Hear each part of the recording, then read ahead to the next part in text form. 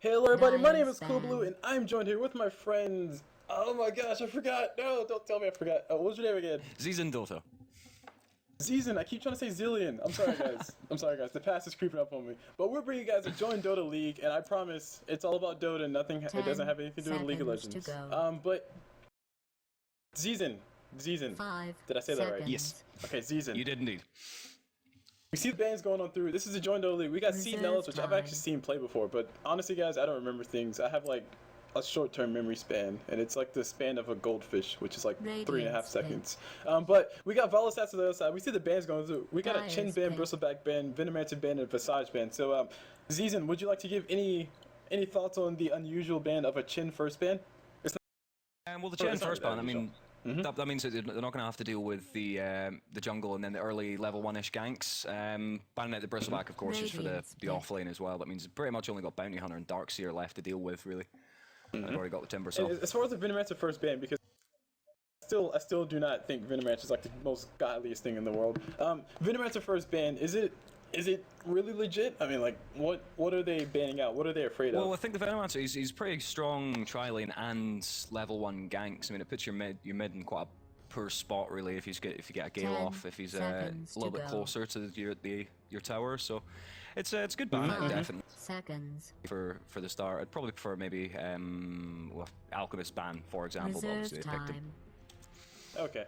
Alright, so speaking of picks, that's perfect transition. We got a Crystal Man and Timbersaw pick on as the first picks on Vhoul, and we got a Mirana and Alchemist pick. So I know for a fact that Crystal Man implies early game aggression, and Timbersaw, he's just very annoying. Pure damage hurts everybody.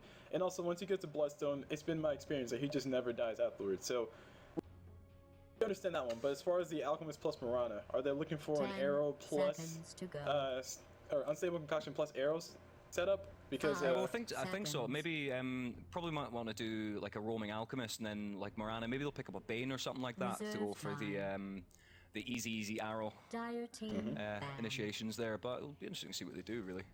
But, to be fair, like my only concern is like the Alchemist, because he recently got a nerf in the last patch where they basically reduced his vision at night, which I didn't know was 1400. I thought it was 800 like everybody else's. But yeah. His stun timer is like 0.5 seconds for max stun, and it also doesn't charge while it's flying. So do you think that's going to come into play? Because this would be my first time actually seeing somebody trying to combo with Alchemist. I'm not actually sure. I don't know if the tournament build's been updated to 6.8 yet, because usually they're a little bit behind. It has. Okay, yeah. Well, maybe they just didn't really think about that, but I thought it might lower his impact a little bit in the early game, but he's still going to be pretty strong. I don't think his usage is going to fall off too much, I would think. Okay. And actually, just looking at it right now, his the max stun time is 4 seconds. Actually, wait, no, I take it back. Never mind. Ignore me. I'm drunk. But anyway, as far as the bans, we see Bounty Hunter ban, and we also see a Bane ban. So you mentioned Bounty Hunter before, that the only person left in the pool is Bounty Hunter for annoying, like mid-game pressure and all this stuff, or early-game push. Bounty Hunter being banned out, what is Vhoul Assassins going for, really? I'm not really sure. Well, I think they were just trying to get their offlane choices down, because it might force them to go dual lanes, which might give them a bit weaker. Because there's not really much. Darkseer's not that popular anymore for the offlane. I can't really think of anyone else that would work too well. Maybe a Prophet offlane, but that's about it, really. Yeah, the Bane ban, I really like that as well, because they're not going to be able to combo the Mirana arrow into the Nightmare. Oh yeah, Nightmare Arrow, still OP and broken, please nerf Valvo. But on the side of Cede Nullis, we see the Luna ban, we also see the Slark ban. Slark, very annoying person to deal with. He just gets to that point where he's just like roaming around, killing all your stuff and punching you in the face and taking all of your stats. And Luna, she's like, I've actually had this conversation with a few people, and I'm still gonna.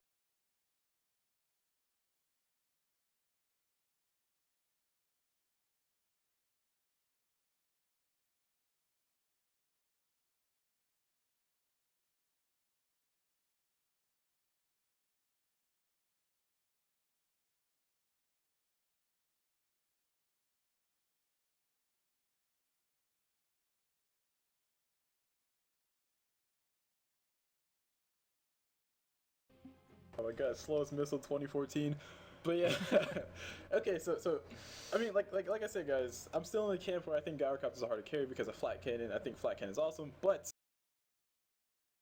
I say that Flat Cannon has a cooldown for like 45 hours, so Luna has a permanent one. It's a lot better. Since it was nerfed, it's obviously far worse. There's a Klink's pick up here as well, so I think they might run him in a tri-lane carry. Run him as a one position, I would think. I would think that would probably be the most sensible thing to do, because unless they run a Timbersaw mid, or Klink's mid even, Timbersaw mid is pretty good. It depends what they pick, really. Which one do you think would be a little more threatening? What you see so far? Because we got the Moran and Alchemist pick up. I mean, we don't have much to go off of. But Klink's going mid versus whoever they can pick up from mid. Do you think that's better than a Timbersaw going mid? It depends really who they're going to get. If they go for someone like an OD or something like that, Timbersaw would get wrecked. Klink's he's got the invis, so he can get out a lot easier. But I'm not really sure.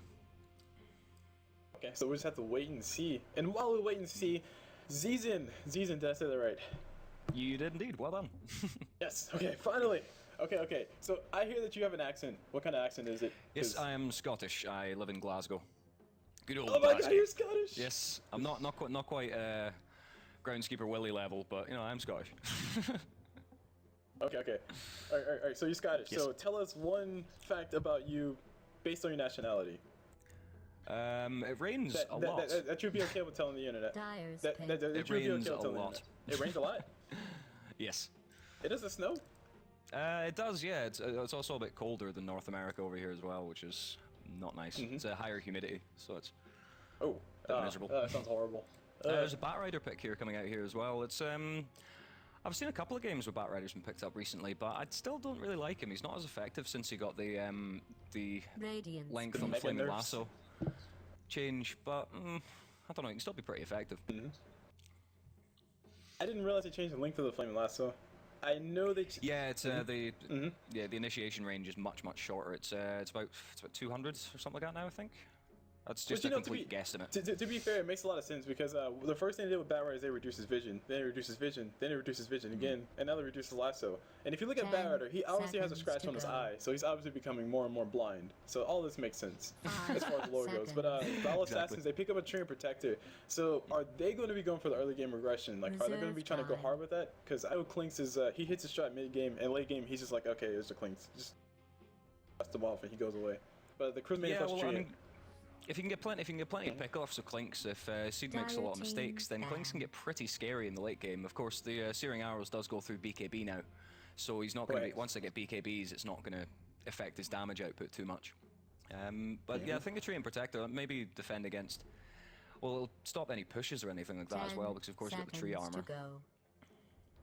In tree armor, somebody who gets hit with the unstable concoction plus an arrow, it might be the difference between them dying and staying alive. So definitely. If you throw that in a Crystal Maiden or something like that, then there's a good chance that she'll be able to survive to go for another rotation of attacks. Final round of bans here has come out as well. If you wanna go over them quickly. Shadow Demon's last pickup though. Shadow Demon's last pickup. I mean, not too much to say about him. Everybody says Swiss Arbor Knife for supports. Moving on. You were talking about the bans. Radiance pick. Yeah. Doombringer plus OD. You can go first. Have first crack at this one, I think. Doombringer banned out. I mean, nothing to say about that. I mean, I've been seeing Doombringer banned out, and it doesn't baffle me. I just always think that his ulti, everybody's afraid of that. And, he can become super beefy, and he can get some really early game damage. But I would think that Vhoul Assassins will actually pick that up, as opposed to Cede Nullis. And on the side of Cede Nullis, they banned out an OD. I mean, I think banning the Doom's a little bit of a waste, to be honest, because they've already got two heroes that can carry pretty well in the late game. So I think they're maybe better going for like one of the better supports or something like that, banning that out, and that would stop them. What about the OD ban on Cede Nullis? Yeah, OD is just basically he's the mid god, so banning him out is always a good plan. Because that forces him to pick. But looking at the lineup though, you see a Timbersaw plus Klink's. I mean, to be honest, I was under the impression that one of those two were going to be running mid. But Klink's safe lane, he does get a lot more farm, and Timbersaw to be able to get a little. Yeah, I think so. I mean, so he is the man of the hour for the off lane just now. So it's definitely a good pickup. Cede Nullis, go for the DK last pickup.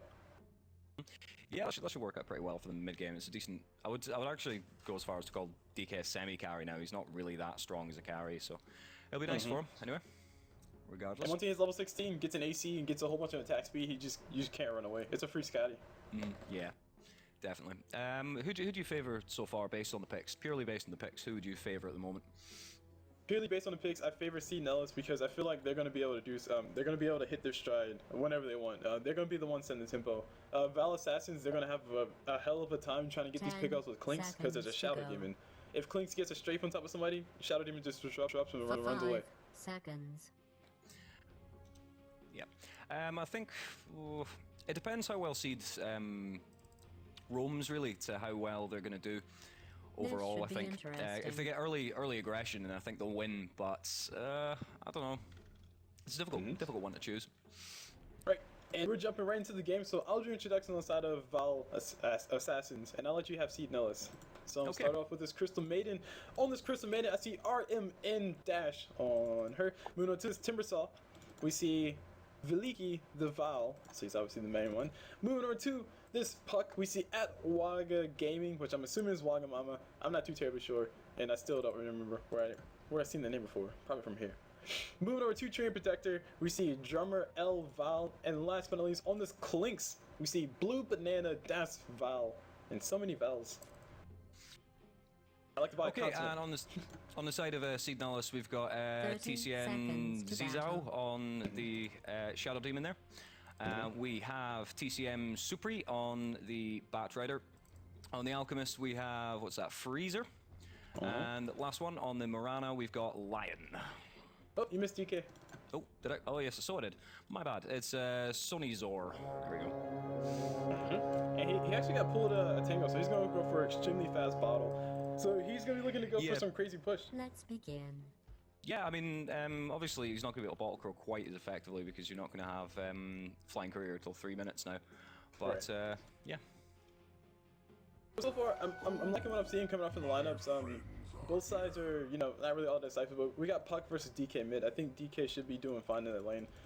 Puck, she can dodge DK's dual breathe fire, so she should be fine as well. Tree Protector playing support, running up top. Timbersaw suicide lane as we call it, so a tri-lane top. So yeah, on the offlane they are going for the offlane Bat Rider as well, so that should be pretty nice. He's gone for boot start, he's been pulled a couple of tangos as well. I think boots on Bat Rider is actually okay. Normally I would rage, but I would think on Bat Rider it should be okay. Right. This isn't League of Legends, no boot start. Boots 3 pots. No, stop. Okay. And on mid we got the DK versus Puck. So I mean I talked about before DK Puck, meh. And bottom lane, yeah, I think it's going to be good. It's going to be quite a passive lane for the mid lane, I would think. I don't think there's going to be much aggression, unless it comes, obviously, from some support rotations. Right. And like, the main reason is because, I mean, DK has Dragon's Blood. He already has a point inside of it. He has a bottle already. I mean, it's nobody should be dying. Unless rotations from supports come out, like you said. Yeah.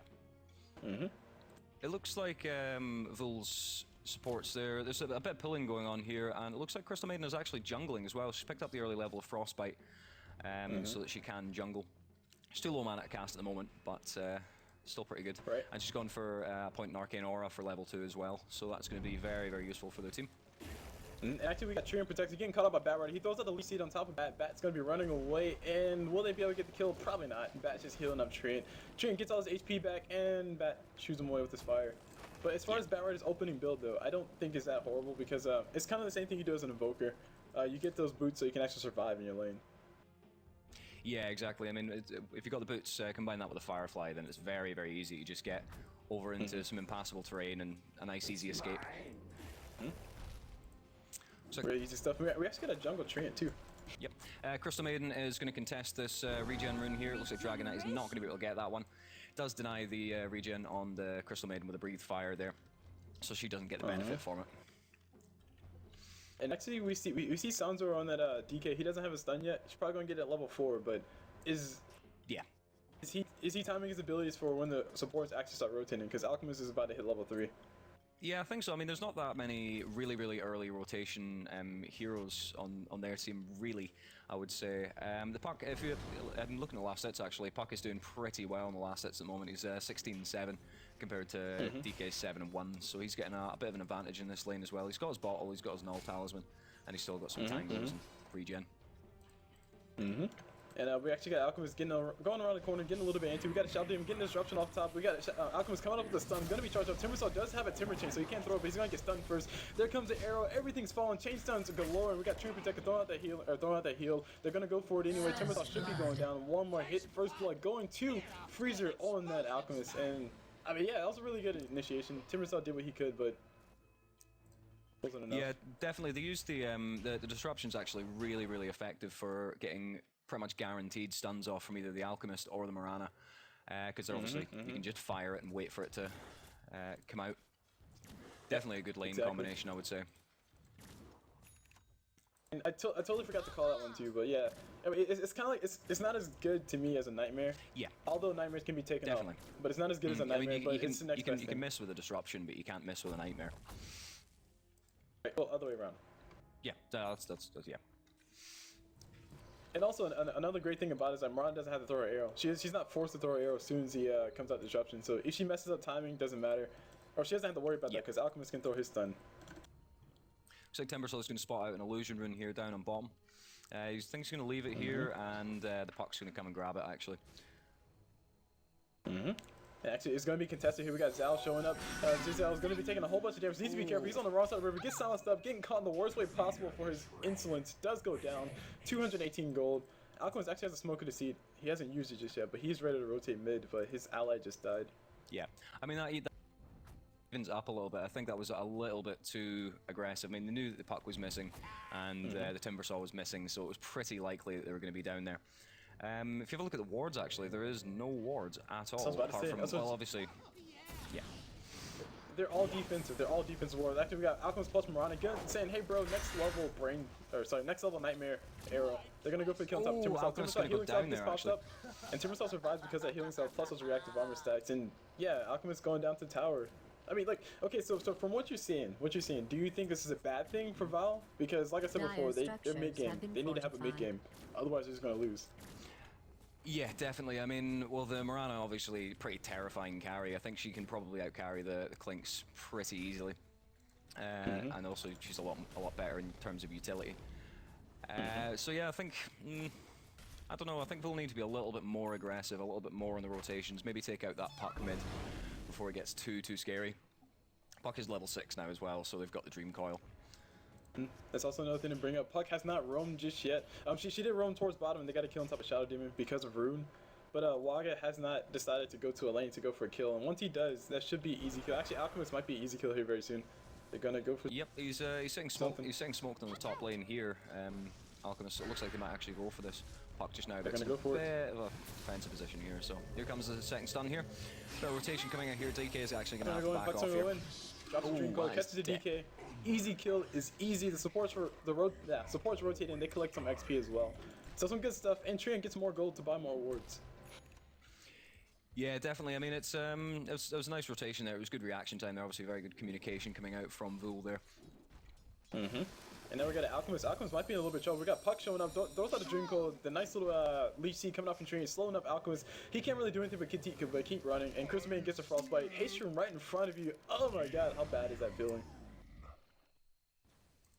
Yeah, that should be a nice refill for Puck's bottle as well. He's now sitting on 102 as well, so he's going to be doing pretty well. Have a look at net worth. He's sitting at 3,100 to Mirana's 2,600, so he's a good bit ahead.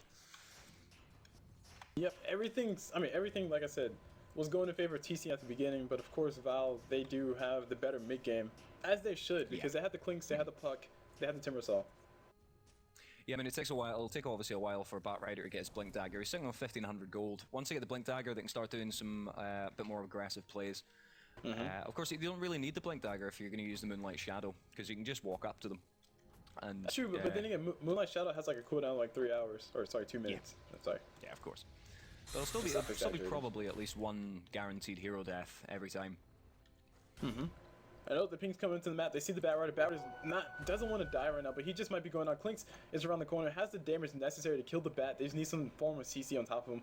Clinks can go for some body blocks as well. I don't know if you'll be able to get him. Clinks actually pops himself a strafe. Batrider pops that Firefly, runs up to the high ground. Puck gets a Dream Coil. Batrider just barely gets caught in the tail of it, and he does go down. Nice rotation coming from Puck. Yeah, very nice rotation. Good use of the haste rune there, being able to get into range.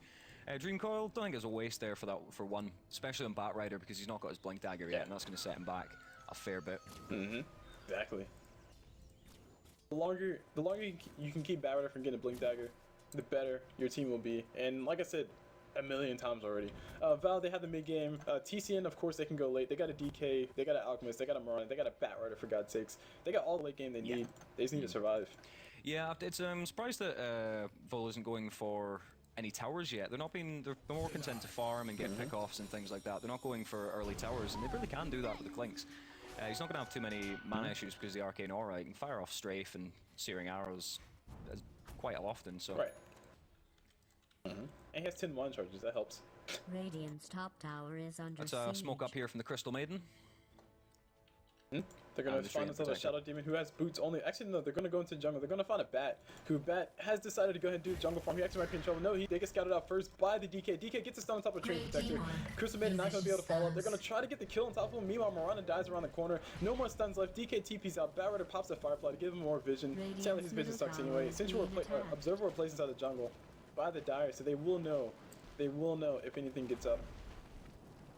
Radiant's middle tower Yeah, it was is under nice attack. play there. He waited until the stuns came I out don't and care the either. disables so that he could TP out. I mean, he's tanky enough with all of his armor that he has no problem at all Radiant's bottom sustaining a tower few is right clicks. being attacked. I mean, he's Especially sitting from on 12 armor at the moment with only 1 level and 2 levels in Dragon's Blood, so he's pretty survivable.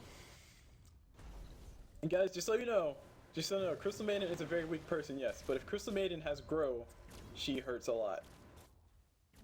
And I'm talking about Tiny's Grow. Ability draft, there was a Crystal Maiden who had Grow, and she also had she had Grow and she had a Skeleton Walk. So we couldn't lock her down, and she tore down our towers with 5 hits. It was degrading. I've not actually seen that. Does if you get Grow, do you actually grow in size as well? Grow in size. You grow. No, the hero themselves grow in size. And also another thing, Alright, that's cool. if Tiny has an ult in ability draft and he gets Ags, he picks up a tree. Yeah, he gets tiny cute. It's like he's like a Dire's tiny bottom who tower picks up is a being tree. attacked. Funniest thing in the world. Dire Anyway. has fortified its structures. So Radiant's a lot top of things tower going on is so far. We got being one tower getting pushed on one side, the other tower getting Dire's pushed on the other side. bottom tower is Looks like under TCN siege. will be able to claim the tower before the Dire claim that tower down bottom. So it will be a tower trade. Yeah, Actually, no, looks- they're going to come defend.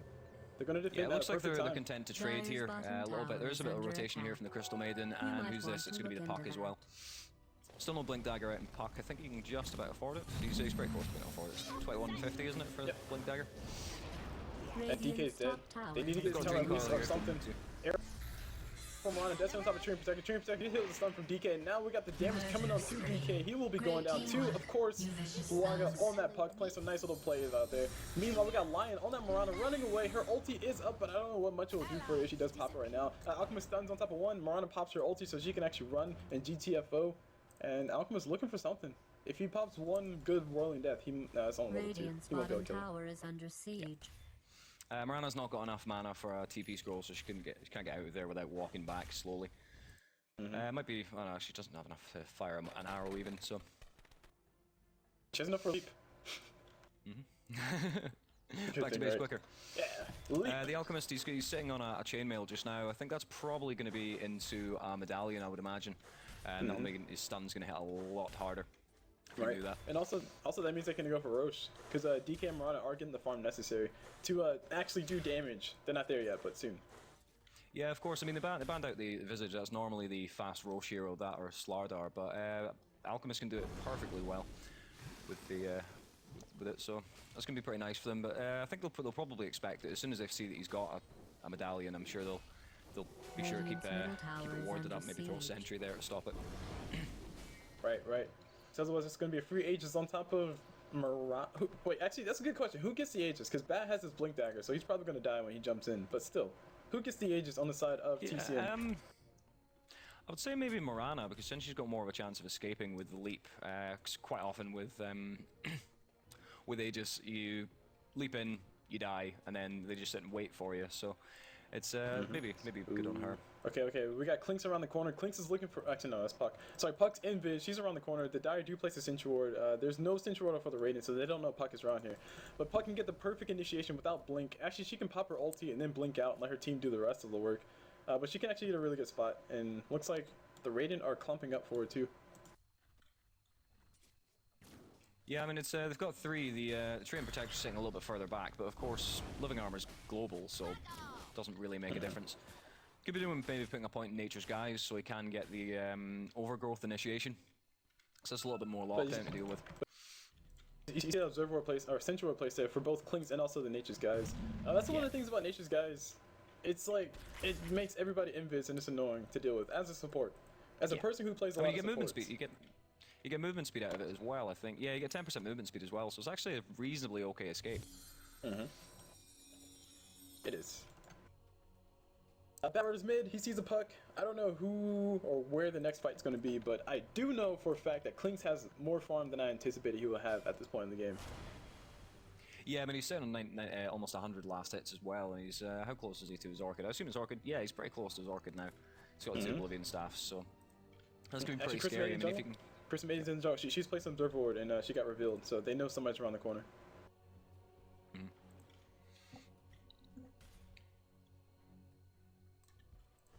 You were saying about Klinks and his thing?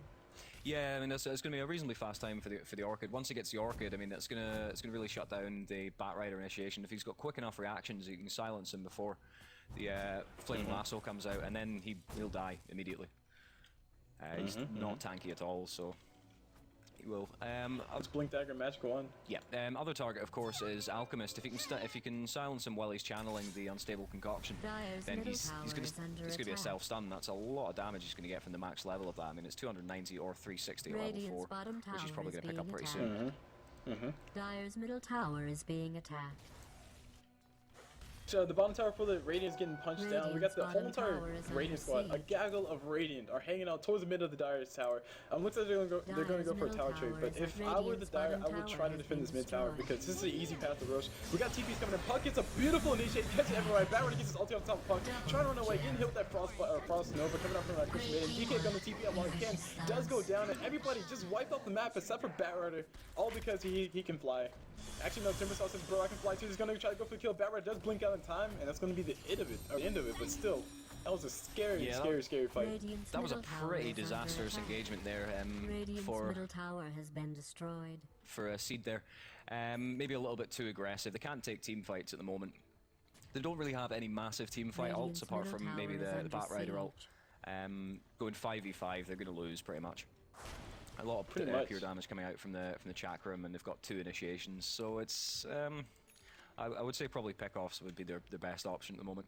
Didn't really take advantage of their roaming advantage. I would say they definitely had a roaming advantage based on heroes anyway from the start. Like, to be fair, I just thought about it. You said it before that they don't have any team fight. You're exactly right. They have absolutely no team fight. Batrider Firefly, that's really about it. Everybody else has more so single target.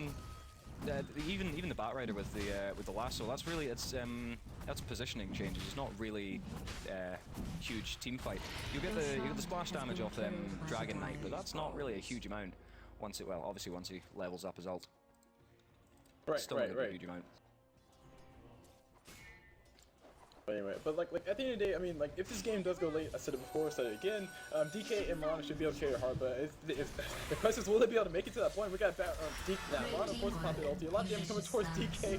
He's invis, but he still goes down. Central was placed there. They didn't know where he was, and now we got Batrider trying to run away from Timbersaw. Timbersaw getting some nice pure damage off Bat. Bat forces to throw some sticky napalm stacks to get Timbersaw to stop it. We got Klinks and Mirana hanging out beside each other like buddies. Klinks just might be able to get a pick up on top of Mirana, but there's a lot of support around the corner, so he needs to be very careful. Does a death pact. Goes invis and runs away, and I think that was the best of choices. Yeah, I mean he's got the Aegis as well. I think he's definitely their best choice for Aegis. They're gonna go for it. Mirana's dead. And I mean he's huge amounts of damage coming out there from the level 4 Searing Arrows. Plus, of course, he's hitting for around almost 200 really, if you're not taking into account the Searing Arrows. It's a lot of damage on them. And they've not really picked up many survivability items. Only a Yasha and phase boots on Mirana. God. Oh my gosh, I don't even know. You're too young to die. Batrider does blink forward. Gets the last on top of Klinks. Klinks should be fine. He has Aegis, don't forget that. You mentioned it before. We got TP support coming in. He's actually still alive, not dead just yet. Not what you want to have happen. Defensive disruptor coming up from Shoutboom. He's going to go down anyway. Klinks, Aegis is pops finally. Now we got the Freezer going to be going down. Dagon is up on Puck because she wants to go full yellow. And at Waka is saying, bro, I got this. bro. I got this. Yeah, that was an excellent counter initiation there. They obviously smelled it coming and just positioned themselves so that they would bait them into going it a little bit, but not enough that they would. Oh, arrow here on the timber saw as well. He is going to go down. Back up. Dragon Knight not going to get out of here as well. I was just about to say Puck ulti's back up, but I just realized Waga had only like 10 HP, so he's running back away. But yeah, Treant Protectors, I mean, it's disgusting to watch because Treant Protectors ulti goes through BKB, so you can build a BKB to block Puck, but what are you going to do about Treant? Yeah, exactly. I mean, you can get some really good. Actually, when I'm playing Treant Protector, I sometimes play him in a more like aggressive initiation build. Just go for a Blink Dagger, AC, and an Overgrowth, and then you can go in and just wreck team fights. It's pretty terrifying if you build it like that, especially with the AC, because you get. I mean, he's sitting for 111 attack damage just now, and he's got no damage items apart from the magic wand. He's pretty terrifying. Right. Now, as far as Treant Protector, because you're talking about him. How legit do you think a Treant Protector that goes from Mask and Madness is? I don't like it. I think you're better going for one of the more semi-support items, like maybe like AC or something like that, because you still get obviously attack speed, and it's I don't know. I don't really like it very much. I've not tried it very much myself, but nah, not a fan. Yeah, just let you know, it's silly as crap. Chris made using her ulti mid just to farm some creeps, trying to push the lanes as hard as they can. I want to say that wasn't really all that necessary, but RM in once farm. Yeah, I mean he's not got a BKB, and they do have quite a lot of stuns for Cede there, so he's not going to get much out of Freezing Field if they're on the ball. They're just going to get stunned up straight away. Ooh, so. That arrow from Lion almost hit on top of one or two people, but they did both juke it. Yeah, that was a blind one as well. They've not got any wards over in this side. They've only got the wards over here, so it's a nice play and arrow attempt anyway. Alright, now we see somebody. We see Clinks running around the corner. They don't have any detection. Clinks has a haste ring. He should be able to run up for anything if he does get caught up with anything. But the bottom tower is going to be getting siege here. Clinks is going to be on the other side to pick off anybody who decides to walk past his forest. It looks like Bat Rider will be the target. Slowly but surely waiting for Bat Rider's death. Radiant's bottom tower is being attacked. So Crystal Maiden pinging on the high ground up here, maybe thinking that there's a ward there, but there isn't one. Always worth a pop to ward or de-ward there anyway. I'm gonna go ahead and go for it. And oh my gosh, this Treant Protector is keeping these towers alive. So, we're slowly but surely getting into the thick of the mid game. Clinks has his Orchids, Puck has a Blink Dagger, plus a Dag on level 3. A 3 is in her inventory, she has a 2 right now. SX flying out to her. And Mirana, she has a Yasha, no Manta style just yet. DK, he's working on the BKB, but like I said before, pop BKB, Treant pops ult and laughs while he runs away. And there's a Geometry set on Timbersaw. I mean, I don't think Cede's got much of a chance here. Vhoul they've got a gold lead of about 1,400 gold at the 20-minute mark. That's huge. That's, I mean, I can't remember the exact stats, but it was by 30 minutes, if you're 10k up, you've got a 90% chance of winning, I think. I think that's right. Nice. I can't remember the exact time, but it's definitely, it's like a 10k gold lead means 90% chance of winning. So they're going to be. You guys are definitely winning. Yeah, definitely. I mean, it's 217, and even excluding that, the towers and the GPM is just a huge difference. I mean, okay, let's do this. I like to do this all the time. Whenever I do see towers down on one side and the other side has like more towers, I like to subtract the tower goal that the other team could potentially have from the lead. And if you subtract, that's 4 tower difference by the looks of it. And that's so it's still 1,000 gold per tower for the team. Yeah, 1,000 gold per tower per team. 1,000 gold per tower for each. You know what I mean. Yeah, I get it. 1, 2, 3, 4, 4,000. Yeah, so it's still 10k. It's quite a lot. Because I suppose I know what you're saying. It is free gold sitting on the map. These towers, especially later on in the game, when the towers get blown up a lot quicker. Clinks just got exploded. Oh, I completely missed that one. I was too busy looking at my own stuff. It's fine. But Clinks just got exploded. We got Waga actually coming up top. He has himself a Dream Cold. He's going to be able to catch a few people, but I don't know if he really wants to go for this fight. He's going to go for the silence, go for the invis, run away while Alchemist is silent stuff. Alchemist is going to be stunned himself on the backside. Nobody following up on the damage. So yeah, I mean, holding off on the silence might have actually been a good idea, because if you're channeling the Unstable Concoction, you silence him. It's a free stun and the silence that you can get really effectively. So maybe worth holding on to it, but it's a little bit of a risk in it. It's sometimes autopilot when you just blink in and throw all the spells at once. Yeah, exactly. Ran a little bit of trouble here. She's earned up and she's been caught out with a tree and protector, and she is going to die there. Nice use of the overgrowth. If you're going to catch anyone with one person with the ultimate, then it's going to be the carry. Did Puck just one shot Bat Rider? I'm not sure. I was watching the bottom lane there. So Puck has a Dagon level. What's this? Is this 4? Ah, it's just Dagon 4. Holy crap! See, Puck has a Dagon 4, which for everybody who doesn't know, Dagon becomes better the more you put into it. I still think it's a stupid item. It's one of the most expensive items in the game, but it has a 15-second cooldown and it nukes for 800 damage at max level. Yeah, I mean, I like it. I like Dagon 1 because it's pretty good. But I mean, 1,250 gold to upgrade an extra 100 damage. It's arguable. But the cooldown. I think it's only actually 75 damage you get in it. The cooldown is so awesome once you actually have it. I just don't like buying it. Yeah. I like on some heroes, but not all of them really. I mean, you're not really going to be charging firing off every 15 seconds in the majority of team fights, so it's not. I don't know. I'm not a huge fan of Zeus. More of a fan of the Necrobook play, although that obviously got nerfed in the most recent patch. Necrobooks are awesome, but we see exactly what we want to have seen, or what we want to see coming out from Vhoul. Basically, like I said before, their mid game is where their power is, and if they can take as much room from TC and Driz's mid game, they can probably win this game. But we got Bat Rider gonna blink in, catch the Train Protector ulti is still gonna be intact. Actually, no, he gets tornadoed up. He's gonna be able to pop the ulti. No, he's not gonna be able to. Too long of a cast time. You know the fight's gonna happen outside the fountain. Marana arrow does fly. I'm trying to find my camera, but I can't find it nowhere. Ulti from Shadow Demon uses up points. Ulti from Shadow Demon on top of It's got BKB up there, so it'll save him a little bit from the damage there. But yeah, I'd say that was about an equal trade there. Not going to have the Train Protector initiation though, so I think they should probably back off. And they actually ended up trading a Train Protector for an Alk, so do you think that was worth it? No, I don't think it is. I mean, the Train Protector, the Alk's not farming, so he's not going to be too much of a scary carry, and the Train Protector, you can get a lot of survivability in team fights, and I think he's probably more valuable just now than the Alchemist is. I would agree. Maybe completely wrong in that, but I would agree until after Train pops his ult. I mean, that's all Train. That's all you want Train for. And same thing for Alk. Yeah. All you want Alk to do is throw a stun and catch maybe 3 people. yeah, I mean, you're still getting like Leech Seed. If it's quite a tightly packed team fight, then you're going to get a lot of heal out of that, a lot of sustain. And good for pushing the waves as well, and pushing towers, because it keeps your creeps alive a lot longer, so it stacks up quite a lot. And oh yeah, Klink's right. So remember that Klink's pick? Klink's is really good at tearing down towers. And Yeah. I'm starting to think if you don't have towers left, oh my god, what happened to Marana's HP? Where did Marana die at? I don't know. Oh, this she got that this on. Klink's is just Puck is just going crazy here. He's up to dig on 5 now as well. So I mean, if you think about it, that's 800 damage. How much has Marana got? Let me see, for example, with Shadow Fiend, he's only got 879. So one right click or 2. T5 happened down bottom. T5 happened down bottom. We got a lot of people going down. We got Train Protector. It's gonna be going. The first one to go down, I think. Actually, I don't know if he just fought back. But anyway, fight still happening. Klink's gonna be getting caught under the tower. Nobody hears and flips at the damage. The damage does finally go through. Oh my gosh, my phone's going off. Meanwhile, people are still dying. Train Protector trying to run away. I don't know if he just bought back, but better this hit with the frostbite. A lot of heal coming out towards everybody, and Timbersaw gonna be able to finish off the kill on top of that. Puck is here as well. Waga shows up to help the team, and that's gonna be a tower.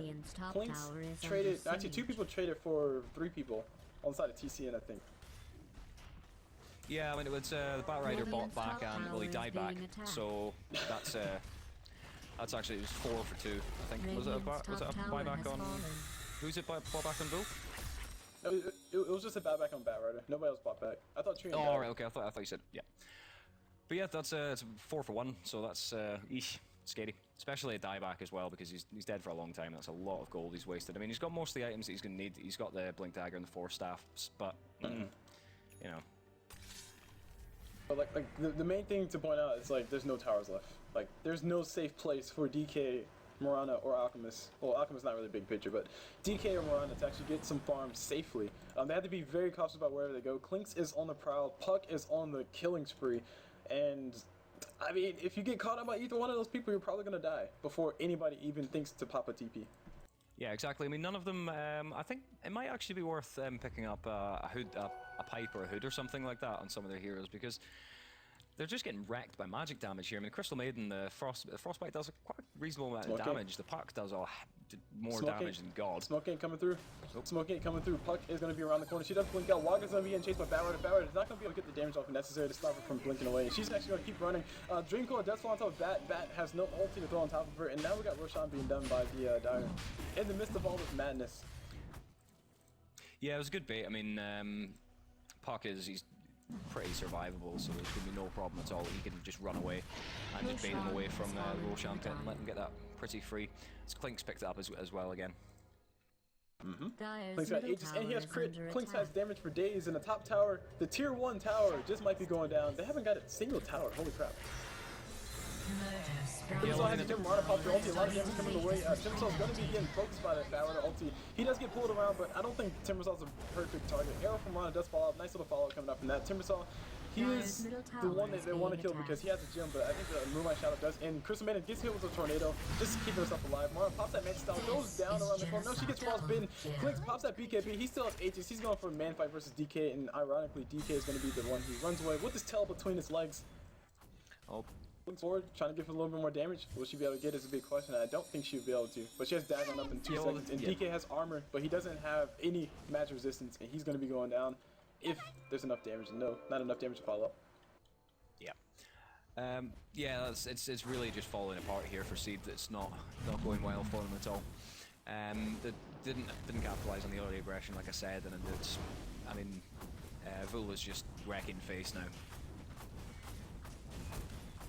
And to be fair, the early aggression, in my opinion, is a little bit, I mean, it's still stronger on Val's side, but you have the Shadow Demon plus, oh my god, Shadow Demon getting nuked to death, gets hit in the ground, does go down. Owen is going towards Timbersaw, he's actually still alive, no Bloodstone on him, but who needs a Bloodstone when you have a Lincoln Spear? Meanwhile, the Clink's is going to be getting healed up, the tower's going to be getting sieged, the Radiant can't do anything but sit there and just watch their towers die. Arrow from Ron, that's on top of Train Protector. If they can kill him, it'll be great. And I do not get to kill him. He pops up the tornado stick. He can't pop his ulti. Ulti does go through, stops everybody in the tracks. Mana pops that mid style, continues to fight. Wants to go for killing himself with somebody, taking a massive amount of damage on that Crystal Maiden. And the Aegis gets popped on Clinks, and that's going to be the second set of racks. Or that's going to be a second set of racks. And GG's has GG as well. Radiant's top barracks is under attack. He's come through. Dire's courier. TCN calls GG here. They just can't. They've got no chance of coming back here. So, yeah, it was a good game. Definitely, Vhoul did very, very well there. Very nice play from the Puck as well. Yes, excellent play. Like I said before, Clinks mid-game, Puck mid-game. They got their items. They did what they needed to do, and the game has ended the way the items threw it at. So, yeah, your final take on all this? Yeah, it was just if TCN had ganked a lot more in the early, especially on Puck and the Clinks, they could have had a chance, but they were content just farming, and it's not quite enough. All right, and as far as my assessment, you guys heard me talk about it all day. I mean, mid-game, Val, 30 minutes is still considered the mid-game, so TCN weren't able to survive long enough, and they got out-leveled, out-farmed, and out-killed. So anyway, that's going to be it for this cast. My name was CulBlu. I was joined here by Zezian. Did I say that right? ZeazinDota. Oh crap! A whole entire cast. You were close. Right. You were pretty close. Pretty close. Zezian. Don't worry, he has a Scottish accent that makes him more awesome than me. But anyway, hope you guys enjoyed it, and I'll see you guys whenever.